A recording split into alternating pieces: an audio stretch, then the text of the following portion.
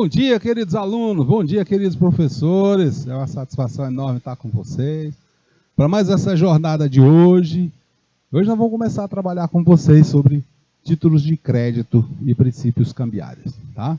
Então, vamos ver aqui o nosso roteiro da aula para que a gente possa avançar um pouquinho mais. Olha assim, nós vamos trabalhar hoje aí como objeto de conhecimento, legislação empresarial. Nós vamos ver título de crédito e princípios cambiários. Então vamos ver o títulos de crédito propriamente dito, a classificação dos títulos de crédito, vamos ver letras de câmbio, nota promissória, duplicata, cheque. E também o nosso objetivo é tratar sobre os títulos de crédito e os princípios cambiais e regras legais que os fundamentam. Nós vamos ver aí, revisar alguns conceitos, ver teoria, aplicações com algumas questões e muito mais, tá? Nosso bom dia aí para a turma de Coivaras do Piauí, para a nossa turma aí de Monte Alegre também, para a turma aqui, o pessoal que está acompanhando pelo YouTube. O nosso bom dia também aí para o professor Josenir, que acompanha a gente, tá? Então, vamos lá então? Olha aí. Títulos de créditos. Eu trouxe aí a imagem dos principais títulos de crédito, os que mais circulam aí no mercado, que é a nota promissória, a letra de câmbio, o cheque, a duplicata. Vocês já ouviram falar desses aqui, né? Nota promissória, cheque, vocês já ouviram falar, duplicatas também já ouviram falar, não ouviram? Já, né? Então, a letra de câmbio, talvez seja aí uma novidade para vocês, mas ela está aí com a gente e nós vamos conhecer esse documento.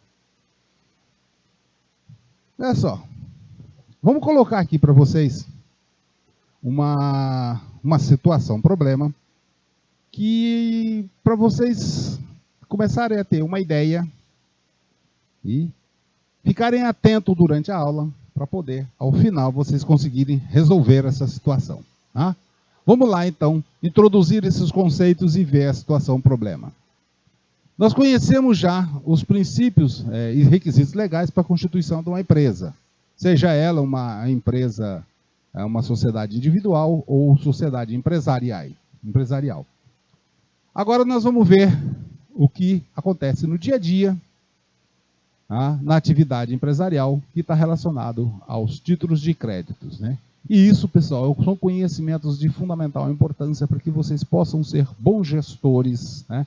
Isso é de suma importância. Assim, nós temos que o objetivo da empresa é a geração de lucro. Mas para garantir a geração de lucro, nós temos que consolidar e garantir também o recebimento dos valores, né? Porque senão, se não receber os valores, como é que vai ter lucro, né? E veja que as formas de pagamentos nem sempre ocorrem em dinheiro. Muitas das vezes, essas formas de pagamento, elas ocorrem, essas formas de pagamento, muitas das vezes, elas ocorrem mediante a emissão de um título de crédito, ou seja, é uma venda a prazo. E os instrumentos que a gente pode utilizar aí, nessa relação de consumo que a empresa tem nas suas negociações com fornecedores e demais contratantes, seja ele clientes ou seja fornecedores. Por exemplo, 2 títulos de crédito proeminente, né, na prática que nós temos, é o cheque e a duplicata. Esses aí são os mais comuns, né? E aí, eu pergunto para vocês, o que esses títulos representam? Qual a forma correta para cobrar esses títulos? Numa situação de inadimplemento, ou seja, de atraso de pagamento, o que deve ser feito? E quais são as regras para a constituição de um título de crédito? E quanto à letra de câmbio e nota promissória? Duplicata também, cheque, né? Esses questionamentos, pessoal, né, nos levam também a pensar o seguinte: esses títulos, eles têm vencimentos, eles têm validade? Então, guardem esses questionamentos para que vocês consigam compreender bem a aula de hoje. Ao final, vocês vão entender um pouquinho mais, né? Existem outros títulos de crédito? Existe, né? Uma série de outros títulos atípicos, né? Que também tem que ter alguns requisitos legais para que possam ter força executiva, ou seja, que possam ser cobrados judicialmente ou extrajudicialmente. Tá? E aí? Professor, calma aí, professor. Calma aí, que o negócio aí ficou meio... muita coisa mesmo. Mas a gente vai ver, pessoal, que nessa jornada de hoje, nós vamos tirar muitas dessas dúvidas de vocês e vocês vão estar preparados para atuar como gestores. E assim, vamos exercitar um pouquinho antes da gente começar? Professor, mas já? Vamos fazer o seguinte, olha. Eu vou passar para vocês uma situação e que vocês vão estar com essa situação e ao longo da aula vocês vão estar refletindo, nós vamos estar refletindo e dar condições para que vocês resolvam essa questão. Então, a situação, um problema que nós temos aí, vamos imaginar aí uma sociedade empresária, uma loja, né, que está em funcionamento. E nessa loja, né, a pleno vapor, vendendo para os seus clientes, né, que são considerados bons pagadores e tudo mais. Né? E você, na qualidade de gestor, quer ampliar as vendas e viu que alguns clientes poderiam pagar as mercadorias por meio de cheque ou outra forma também, né? Seria as vendas a prazo. E aí é o que nós vamos precisar, vocês vão precisar saber como fazer essa consulta aos órgãos de proteção de crédito.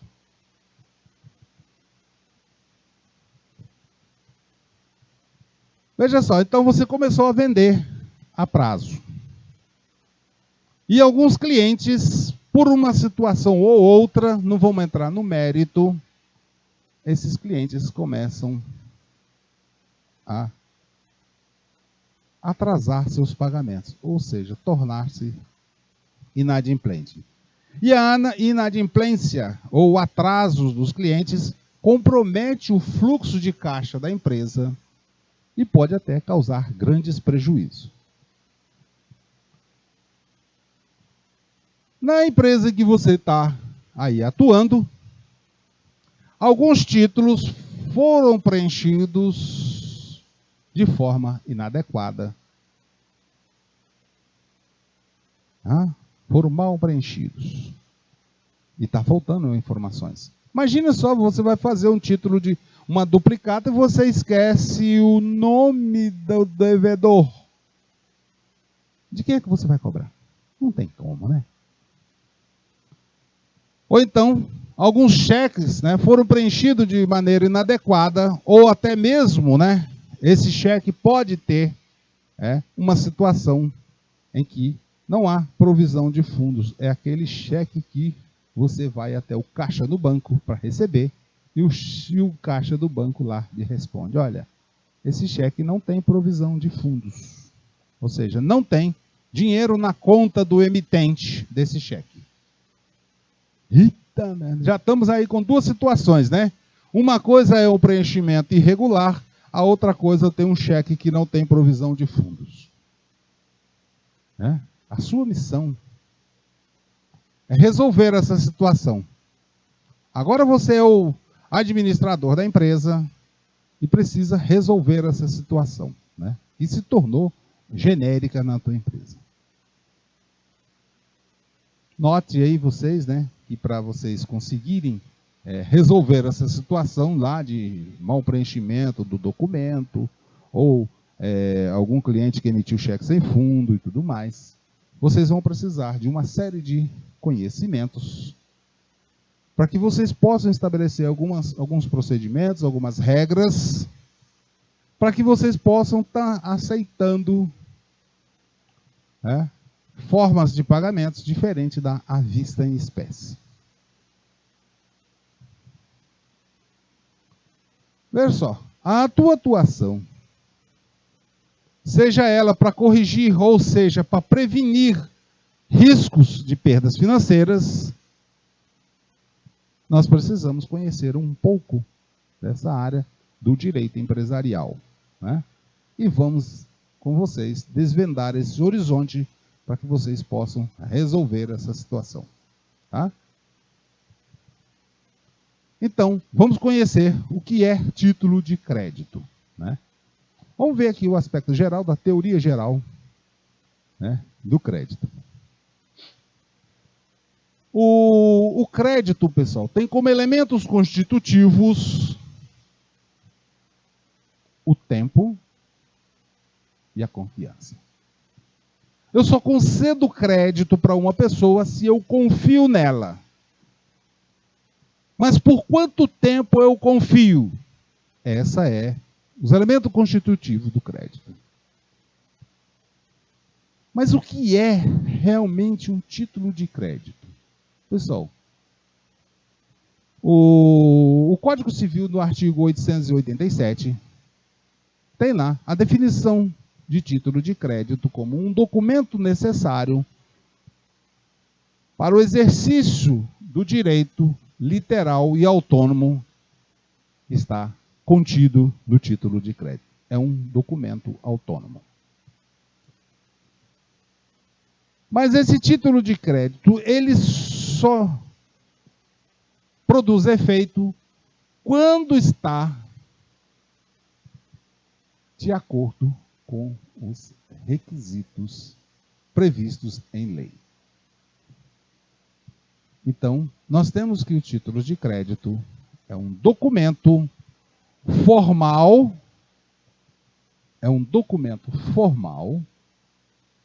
com força executiva e representa uma dívida líquida e certa. Líquida, pessoal, é em termos de valor, e certa, eu tenho ela um tempo para receber. E também, esse documento, ele prevê uma circulação.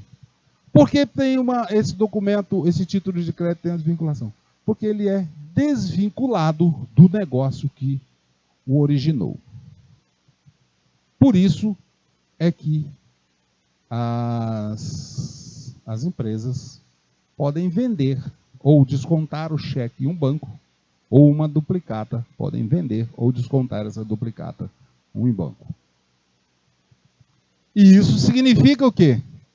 Que esse título ele pode ter uma transmissão, ou seja, passar para outras pessoas, tá? Passar para outras pessoas. Nós podemos ter os títulos de crédito classificados segundo a ordem, os normativos e o portador. 3 formas de classificar os títulos de crédito. E as espécies que nós temos de títulos de crédito são o cheque, previsto na lei, a regulamentação do cheque, está na lei 7.357 de 85 e também no decreto 57.595 de lá de 1966. São algumas leis antigas que foram também acolhidas na Constituição 88. Já a duplicata, regulamentada pela Lei 5.474, lá de 1968, e uma atualização, na Lei 6.458, de 77. Lá tem todos os elementos necessários para isso. Está relacionado, a Lei 6.458, a duplicata mercantil relativa à prestação de serviço, que até essa data não tinha, até 77, não havia duplicata pela prestação de serviço. Agora já tem. A outra espécie também, nós temos a letra de câmbio, que está lá no decreto 2044 de 1908, tá? Pessoal, isso aí porque está na lei de uniformidade, um conceito aí internacional, incorporado ao nosso ordenamento jurídico. Também a nota promissória também segue esse mesmo regulamento, é o decreto 2044 de 1908. E temos aqui também a outra modalidade, que é o warranty, que é outra modalidade, outro título de crédito. Embora seja ele pouco utilizado, né, mas estamos aí com as espécies de títulos de crédito. Tá?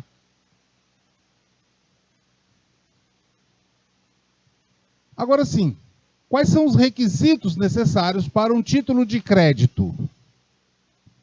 Primeira coisa que nós temos é o seguinte, pessoal, né? Só pode emitir um título de crédito se a pessoa ou o agente for capaz. O que é isso? Pessoal, uma pessoa que está lá internada, com problemas de saúde, ou não tem as suas capacidades mentais ou físicas, né, adequadas. Vamos dizer, o camarada tem um problema de saúde e aí está internado, está em UTI. Esse cara não é capaz, né? Ele está na UTI. Ou então uma criança também não é considerado um agente capaz. Veja só, como requisito também, o objeto do título de crédito, ele tem que ser lícito, ou seja, eu não posso fazer um título de crédito relativo ao crime, não sei o que, o tráfico de... Não, tráfico de drogas é ilícito, então não tem um título de crédito relativo ao tráfico de drogas. Também tem que ser possível. Tá? Não adianta eu tenho um loteamento vou fazer um contrato, vou vender os lotes em Marte. Não é possível ainda, né? Ele tem que também ser determinável. Tá? Ele tem que ser bem específico.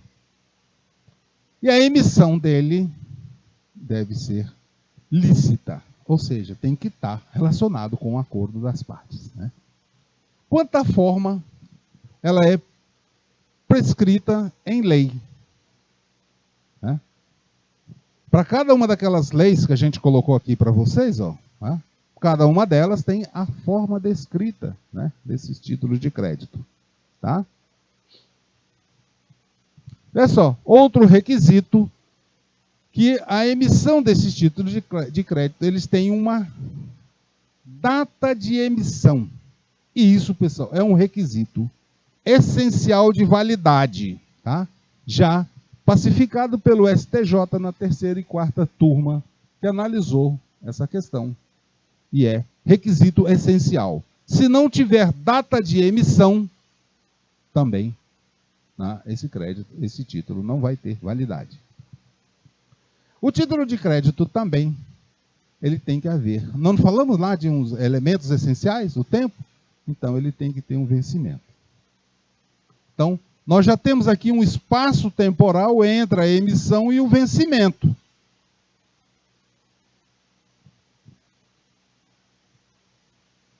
Também temos que ter aí a precisão dos direitos conferidos, ou seja, está relacionado aqui ao que é realmente o direito conferido às partes. Um de emitir e dizer um compromisso de pagar e o outro de receber. Os títulos de crédito também, para ter validade, ele precisa ter assinatura. Né? Por que isso, pessoal? É a comprovação que a pessoa realmente, né, emitiu esse título. Professor, mas a duplicata hoje... as duplicatas têm aí algumas regrinhas mais novas aí, né, que permite, né, representar a compra a prazo mediante um documento eletrônico. E também tem que estar definido o local de domicílio do emitente. Previsão no Código Civil, artigo 889, parágrafo 2º. Tudo isso aí são requisitos para a validade de um título de crédito. Sem isso, o título de crédito pode ser nulo ou sem efeito. Agora vamos aí a alguns princípios do título de crédito. Um é a cartularidade. Ou seja, aqui, pessoal, cartuna significa é o papel mesmo. Tá? É o papel mesmo, é o documento. Tá? É esse documento do contrato de aluguel, é a duplicata, é o cheque. É o documento mesmo. Tá? O outro princípio que nós temos é o princípio da literalidade. O título de crédito vale o que está escrito. Se você emitiu o cheque lá, que o cheque é no valor de R$500, não, e cumprir os outros requisitos, não adianta que o banco não vai lhe pagar 501. É 500, é 500. Vale o que está escrito. Tá? E se lá tiver escrito no cheque que é para ser pago para o fulano de tal, se você chegar no caixa do banco com um cheque que está destinado a outra pessoa, o caixa do banco não vai pagar. Ele vai pedir o documento e vai ver se aquele documento teu é exatamente o que está. Senão ele não paga. E veja só, né? Existem todas as formas e as características previstas em lei. Os títulos de crédito também têm como princípio a autonomia, ou seja, ele não se vincula ao objeto do negócio em si. Se você comprou uma mercadoria a prazo e aí a loja emitiu as duplicatas ou emitiu um cheque para pagar, o lojista pode vender essa duplicata ou esse cheque. Vender, pessoal, aí o pessoal entende como desconto lá e tal, né? E esse documento não depende de outro, né? Eles são, os títulos de crédito são independentes. Você de posse do cheque, da pessoa, ou de posse da nota promissória, não interessa do que foi, como é que foi feito o negócio. Você está com um cheque na mão, o camarada não quer saber se foi serviço, se foi compra de mercadoria ou que foi outra coisa. Não quer saber não. Comprou o cheque, tem lá. Então, não depende de outros documentos também. Temos aqui alguns subprincípios, né, da autonomia, que está relacionado à abstração, ou seja, né, ele refere a uma situação abstrata que está literalmente descrita no documento. Veja só, também uma vez que emitiu o cheque ou a duplicata está relacionado, temos aí o princípio da inoponibilidade das exceções pessoais ou terceiros de boa fé. Quando você comprou lá numa loja, você comprou lá uma geladeira, emitiu o cheque de pagamento. Lá, 3 vezes, né? Botou lá o cheque lá. E aí o lojista foi lá e vendeu para o banco.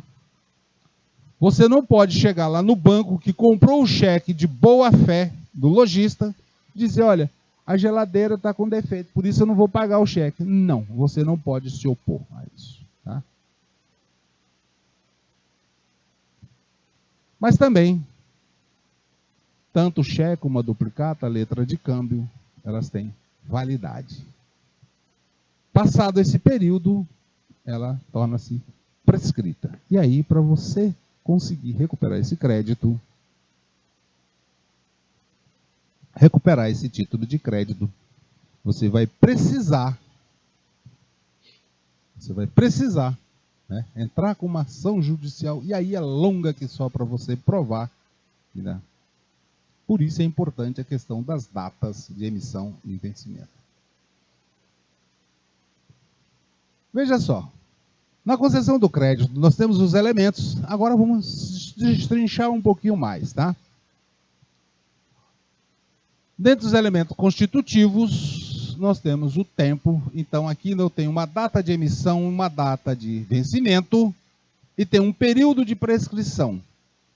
E está relacionado também à confiança. Eu confio em você, por isso eu vendo a prazo. Estou fazendo esse negócio porque eu confio, tá? Então a confiança faz parte aí. E a classificação, nós vamos ter que esses elementos, vai ter a ordem, normativo e portador. Características, né, dos títulos de crédito. Uma delas é a literalidade, ou seja, vale o que está escrito no título de crédito. É característica deles, vocês saberem que o título de crédito, ele é o que está escrito. Se o cheque é no valor de R$500, é R$500. Se é duplicata, é de 200, é R$200. Vale o que está escrito lá, tá? Na cartuna. A cartuna é o papel mesmo, né? O documento em si. Também a independência do título de crédito significa que se você comprou uma geladeira e pagou em 3 cheques, com 3 cheques pré-datados, ou comprou lá, vai emitir duplicata ou nota promissória, a nota promissória e o cheque é independente do negócio que foi feito lá na loja. O banco compra isso aí. E isso aqui é essa independência. Leva à autonomia do título de crédito. E lembrando para vocês, o documento, né? A cartuna, ou seja, o papel. Professor, mas aí, agora tem alguns agora que já tem algumas jurisprudências já relacionadas aos documentos eletrônicos, tá? Tem muita coisa agora, né, a respeito disso. Mas assim, se cumprido todos esses aspectos, né, inclusive o formalismo, né, que deve ser observado, que são requisitos essenciais, são alguns requisitos essenciais que tem que ter no título de crédito, que são formais, hein? A formalidade aqui, pessoal, é importantíssima, tá? E todo esse processo de formalização, ele está previsto na legislação cambiária. A abstração, pessoal, porque aqui, como ele é independente e tem autonomia, e ele descreve o que está, é a abstração. Então você não vai pegar. E também, esses títulos de crédito, seguido todos esses regramentos, essas características, ele pode ser negociado. Negociado significa o quê? Eu tenho um cheque, eu tenho uma duplicata, eu tenho uma letra de câmbio, eu posso ir a um banco ou uma outra instituição e vender esse documento. Tá? E é claro, né? O comprador vai analisar, fazer uma análise todinho direitinho, tá? Não é assim, eu cheguei lá, não. Ele vai analisar para ver se ele, né, confia também naquela pessoa e tudo mais. Tá? E também, como característica, os títulos de crédito têm força executiva, ou seja, eu posso executar ele mediante uma cobrança extrajudicial ou judicial também. Tá?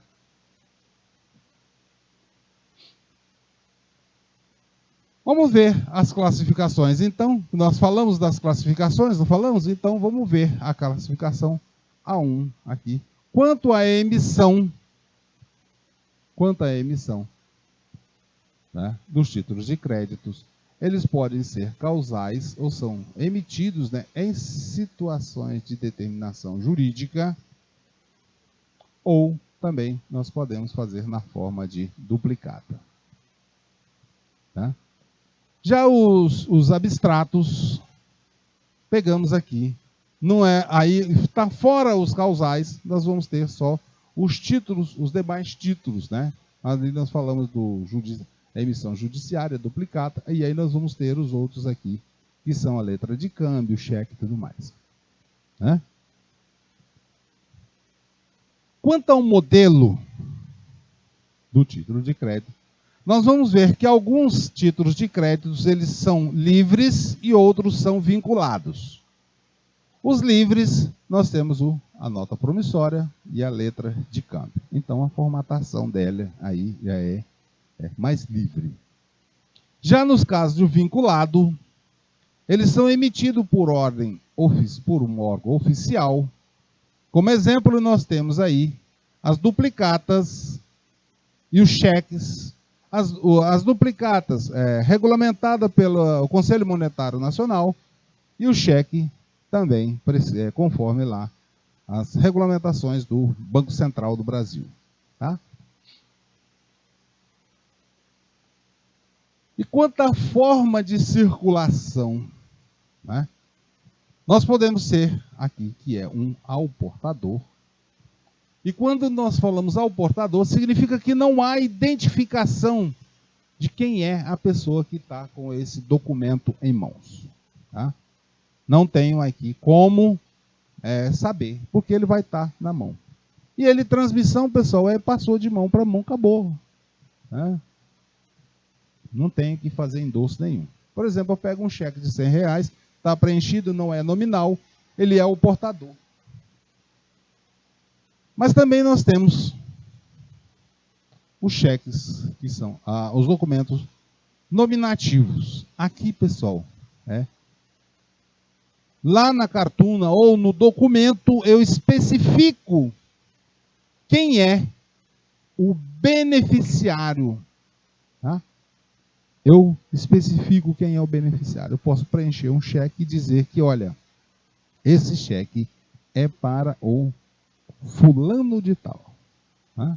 E aí, se for outra pessoa que pegar esse cheque e for ao banco, o banco não vai pagar. Porque ele vai dizer, olha, esse cheque aqui é do João da Silva, por exemplo.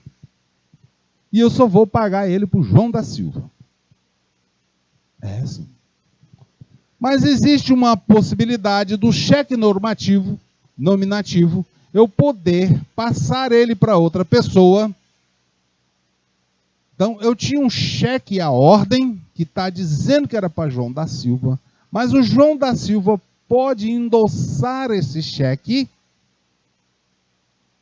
ou seja, ele assina e diga, estou passando esse cheque para Pedro Paulo Pereira. E aí, está passado. Né? E também, nós podemos ter o cheque não à ordem, né? E aí está relacionado a uma sessão civil ordinária. Tá? Aí é quando há uma ordem jurídica para haver a transmissão.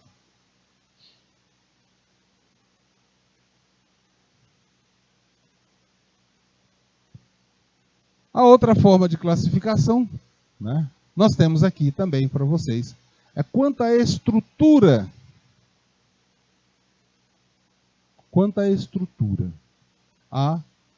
O título de crédito ele pode ser uma ordem de pagamento ou um processo de pagamento. Uma ordem de pagamento, nós temos como título de crédito, nós vamos ter a letra de câmbio, a duplicata e o cheque. E os elementos que estão nesses documentos, eu tenho um sujeito, um sacador, um sacado e um beneficiário. Os sujeitos são o sacador, o sacado e o beneficiário. Pessoal, aí nós estamos falando aí, por exemplo, eu fiz uma compra, o João da Silva fez uma compra na loja Eletrônicos S.A. e tem um banco. Eu emiti o cheque para comprar, Jorge, emiti um cheque para pagar a loja Eletrônicos e a loja eletrônica foi até o banco. Tá? Então, tem o sacador, o sacado e o beneficiário. Quem é o beneficiário? A loja, né, Eletrônicos. Quem é o o sacador, vamos ter o banco, e o sacado nós vamos ter quem é? A loja. Tá? Então, isso aí, né? Os créditos aqui, os sujeitos, depende do título. Então, esses são os beneficiários. Nós vamos ver com mais detalhe essa questão desses sujeitos aí, tá? As notas promissórias também tem lá, né? Que é uma promessa de pagamento, né? Também tem seu sujeito, o sacado e o beneficiário, tá? Que é quem vai, nós vamos ter aí um possível intermediário no meio, tá? Quanto à essência creditícias, nós temos que os títulos de crédito podem ser próprios ou impróprios, né? Os títulos de créditos próprios, eles possuem exigibilidade e são negociáveis. Eles têm também a emissão, uma data de emissão, que representa um título de crédito. Os impróprios, pessoal, têm datas de vencimentos, né, que são previstos lá, que são os boletos e as capas de cheque. São impróprios, documentos impróprios. Tá? Quanto à legitimação, né, nós podemos ter outra classificação quanto de legitimação e participação. Né? Quem são as pessoas que participam e quem são os legítimos detentores do título de crédito. Nós falamos com vocês a respeito que o título de crédito ele tem a sua autonomia e a pessoa que compra o cheque, ou a duplicata ou a letra de câmbio, né, eles vão pedir.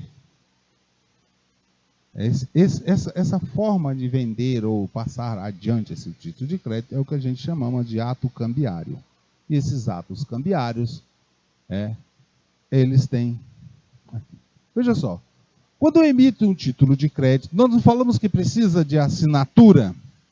Então, se eu emito uma duplicata, a loja emite uma duplicata, ela tem que pedir o aceite.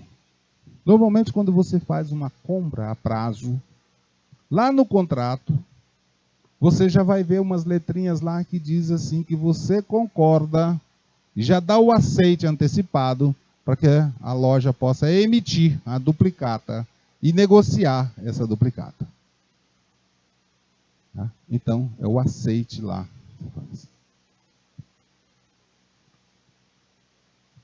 A transmissão de um ato cambiário, a transmissão, ela ocorre mediante um endosso. Quando você compra da loja, aí a loja está pegando esse título, vai emitir. Você já deu o aceite lá no contratinho, e aí você vai passar para o cliente. E esse cliente, esse banco, ele vai pedir a tua assinatura. Então você está dando um endosso dizendo, olha, transfiro os direitos dessa duplicata para o banco tal. Né? E aqui também entra a questão do prazo ou tempo.